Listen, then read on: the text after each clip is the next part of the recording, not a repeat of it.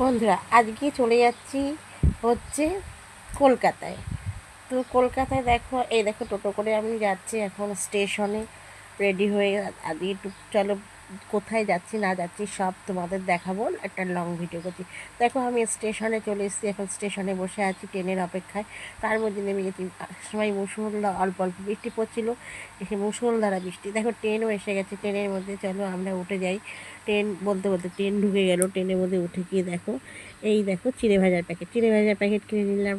চিড়ে ভাজা খাওয়ার পরে উঠে আসলো পেয়ারা, দেখলাম পেয়ারাগুলো খুব বেশ দেখতে খুব সুন্দর, তো পেয়ারাও কিনে নিলাম। চলো আমরা একটু পেয়ারাও খেলাম। দেখো এই বুড়ো ঠাকুমাটা ঝুড়ি ভাজা বিক্রি করছিল। চলে আসলাম ক্যান্টনমেন্ট স্টেশনে। তো দেখতে পাচ্ছি এখানে কত সুন্দর, দেখো পায়রাগুলো দেখতে লাগছে। তো সেখানেও একটু পায়রাগুলোর ছবি তুলে নিলাম। আর এখানে আসার দরকার, মেন উদ্দেশ্য সেখানে হচ্ছে শ্রাদ্ধ বাড়ি, নেমন্তন্ন ছিল। তো চলে আসলাম দেখো শ্রাদ্ধ বাড়িতে।